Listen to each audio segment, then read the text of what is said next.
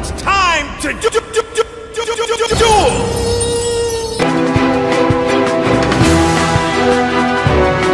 Now I summon Obelisk the Tormentor.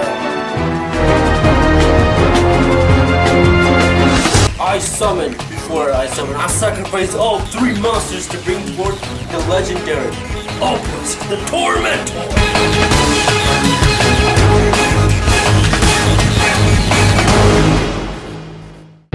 Not gonna happen. It's time to duel! You are finished! I think not. Unleash your rage, Blue Eyes!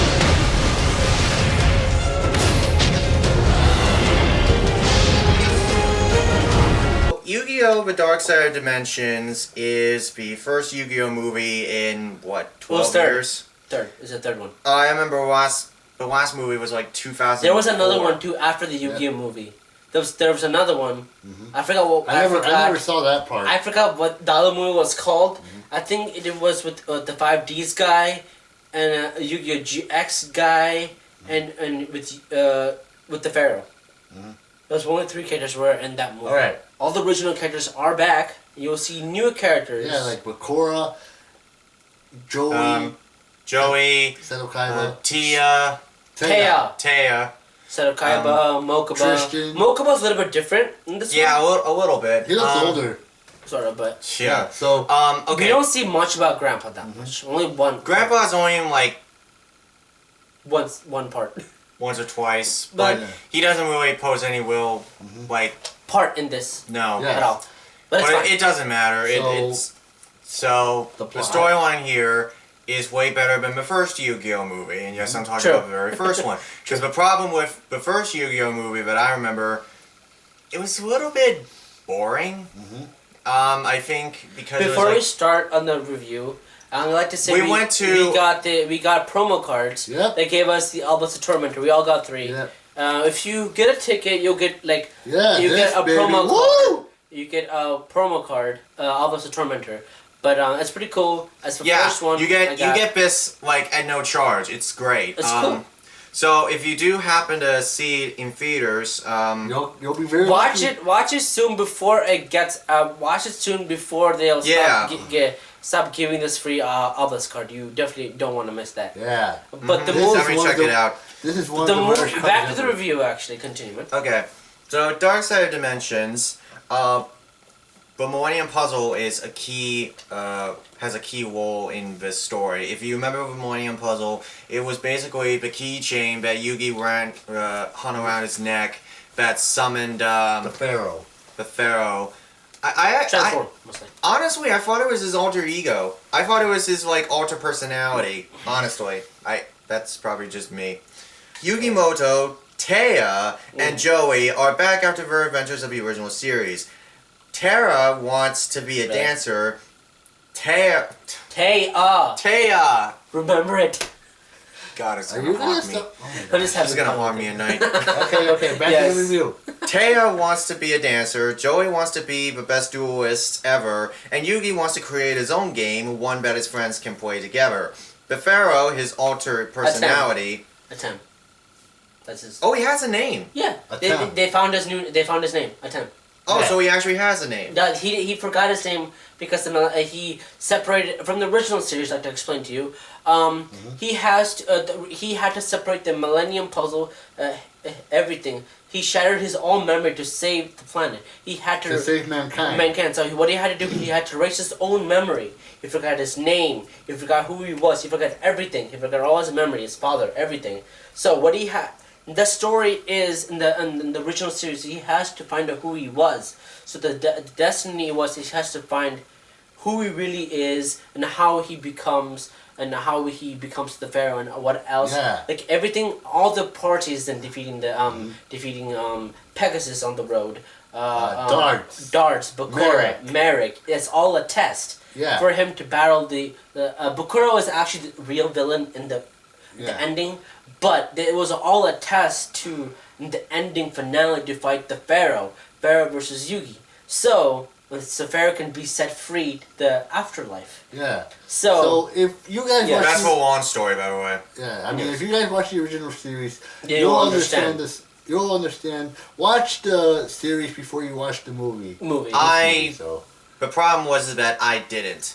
Yeah. Getting off track for a second. When I was a kid, I stopped watching Yu-Gi-Oh! Probably around 2006, and I just kind of moved on to other things. So I completely lost track. But anyway, Agami, the new villain, is Agami, or Demi, as his name is. He's actually kind of good. The thing is that he has a tragic backstory in which his he had a master, Shadi Shin. Or Shadi/Shin. Mm-hmm. So he, the voice Ami or Demi runs this thing, this dimension, which is called the Plata. The Plata is Plana. I forgot his. Plata. Yeah. Whatever. The Plana is mainly a dimensional portal. See, all these souls, which look like the children from Village of the Damned, have been there because their master, Shadi Shin, led them to be, they have great power, so they're able to transport from one place to the next. And but what Demi does is he wants to rid the bad souls away, so that he can create a world of peace. Darts. But the problem is that throughout the entire movie, he's afraid, and the thing is that his sister Sarah explains that if there's even one drop of negativity or fear or hatred or something, it's gonna cause chaos, and it does eventually. But the thing is, I really liked the villain. The villain was actually really stood out this movie really well. Yeah. Other movies like the weird Anubis, he was okay, but not as great as Agami was. Yeah, I mean Anubis was okay, but he was not. Agami kind of pictured me as the Merrick probably. A little bit of Merrick and a little bit of Darts. Or Pegasus. What do you think? Not Pegasus, no. No. But probably Darts, like maybe. Darts or Merrick. Like, either of those two would be. Because those two, as you think about it, if you watch season 3, season 2, or season 3, or season 4, whatever, you'll see that those two villains can have the power to manage to take people's souls to the Shadow Realm. Seto Kaiba wants to defeat the Pharaoh in hopes of redemption, because he's been trying to hunt down the Pharaoh for a long time. After his disappearance, he has created this sort of cybernetic simulation thing in which he's able to try and figure out how to defeat him. He wants to be the greatest duelist, thank you, ever, and he wants to be the king. And he does this through cybernetic high-tech technology that's able to duplicate everything that the Pharaoh does and will do, and he's hoping for a shot of redemption. That's fine, but the thing is, so damn cool. But there's one problem with that I noticed, and I don't know if any of you guys noticed it. But throughout the entire movie, he never fully explains what he will accomplish. Because I'm saying, exactly. He's accomplishing redemption, but the problem is that they never establish what his prize is. As if it's no prize to anything. It's no prize at all. So there's no prize. Okay, see, real tournaments before in the Yu-Gi-Oh series, they had tournaments like money involved and everything. Those were different because with the other normal tournaments that we usually saw before in the other series, season 1 to season 3 and other stuff, they had tournaments. So Duel's Kingdom was a tournament. You get Duel's Kingdom. You get like a you get like a map for each card that you win. You also get you get a locator card. You get also you get a monster card if you defeat the people. And the other one with the Pegasus one, you win money or his palace or a Millennium Eye that he gets. But in this typical movie, Seto Kaiba does not want, like, he already has $1 million, so it doesn't matter. There's no prize, anything in both. He's like Bruce Wayne. He's a billionaire. But this movie is not about money and anything like that. It's actually about mostly like, or Agami who does his own thing, his own revenge of seeking revenge on who destroyed Shadi or Shin/Shin. Oh yeah, I forgot to mention that. We'll get to that in a bit. But Anyway, you were saying? what I was saying was that, and Seto Kaiba wants redemption. What he wants to do, he wants redemption. He wants to defeat the Pharaoh so he can have redemption to become the King of Games. Remember all the seasons before, he never got to defeat the Pharaoh once in his life. He did once before. Wasn't that the one where that he was started actually the once Blue Eyes before. Ultimate Dragon? That was once before. He won. Reason why, because the Pharaoh had been stuck by Taya. He said, "Don't hurt anymore. Stop." So after the Pharaoh stopped, Yu-Gi-Oh was so upset. Then he couldn't do at all. After he could not hurt anybody, so he stopped the duel, and that's how the Seto Kaiba won. He didn't defeat him, so he really did not win that battle at all because he won by default. So that doesn't count. So for this one, he wants redemption so he could be the victor of the new King of Games. He wants to defeat the Pharaoh so he can be the new King of Games.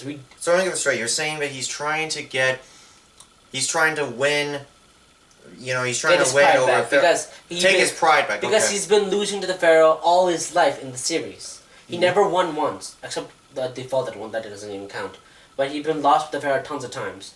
So he wants to not seek revenge. He just wants redemption from the Pharaoh, so he can be the next King of Games. So he can beat him. Yeah, so Gotcha. he wants to like do it for old time's sake, like you know, like the, He misses the Pharaoh too, and he did the same on the last episode of the Yu-Gi-Oh thing. When he defeats the Pharaoh, he is the King of Games. After he defeated the Pharaoh himself, he said, I can't believe he defeated the Obelisk the Tormentor, things like that. And he said, by the way, he's good. Obelisk the Tormentor was amazing in that movie. Oh my god! awesome. Yeah. He just Oh my god! People. the guy just I felt the comedy was in there too. Awesome comedy. Awesome. Yeah. Last Seto episode. Kaiba just put his hand down on the That was ground, pretty cool.